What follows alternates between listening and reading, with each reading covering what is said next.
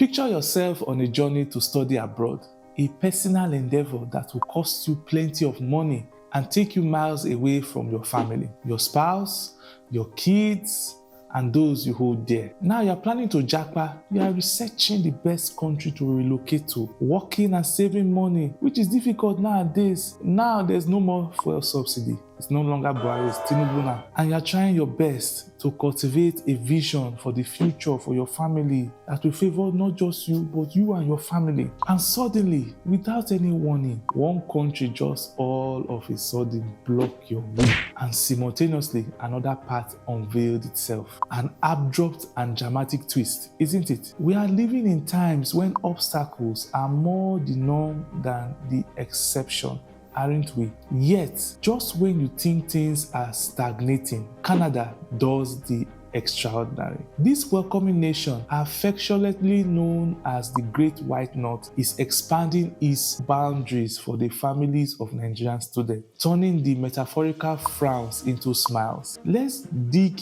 a bit deeper into the fantastic news. The Canadian government isn't merely allowing spouses and children of Nigerian students to join them. It is granting them work permits. Brother, you can work. Sister, you can work. Auntie, you can work. Uncle, you can work. Everybody can work. No need to hide again in Canada. It's the quintessential package deal, my people. The student engages in enriching academics, while the spouse has the ability to engage in productive and suitable work to make this money, pay bills, and take care of the family. Canada is creating a realm where opportunities are not just preached but practiced, painting the words welcome in bold. But while Canada unfurls the welcoming banner, let's take a look at what's happening across the pond in the United Kingdom. As Canada lays down the red carpet for international students and their families, the UK is pulling back, shutting the gates.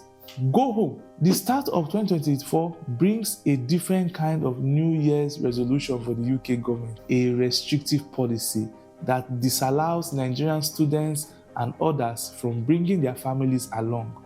What nonsense. Think about it. Think about the predicament this creates. The problem the UK wants to bring to families. They want your sweet tuition fees, which runs into tens of thousands of pounds annually. Rent payments, national insurance, taxes to build their economy, but they want you to live alone without the warm embrace of your spouse and kids. They don't want your family to benefit from their economy, which is wrong in my opinion. If you are paying school fees, your family can come over. If you are planning to travel, you are standing at the crossroad of a significant decision. On the one hand, you have the prospect of immersing yourself in Canada's cultural diversity, the awe-inspiring spectacle, the northern lights, and more importantly, a potential career for your spouse. On the contrary, the UK promises an education steeped in history and tradition, but at what cost? At what sacrifice? Loneliness for you? Loneliness for your loved ones in Nigeria? Who needs a theme park when the roller coaster of immigration policies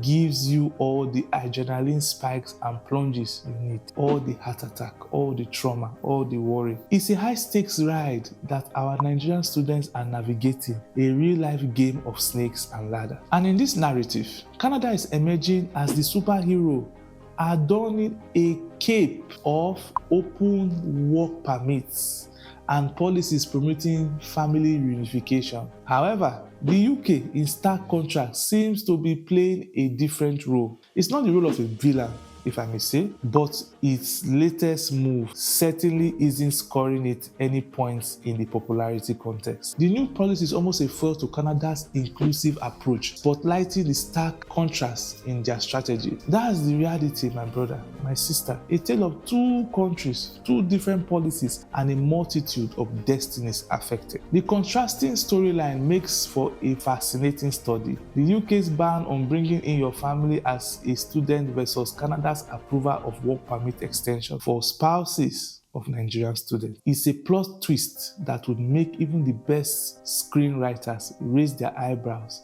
in surprise and intrigue. Thanks for watching. Bye-bye.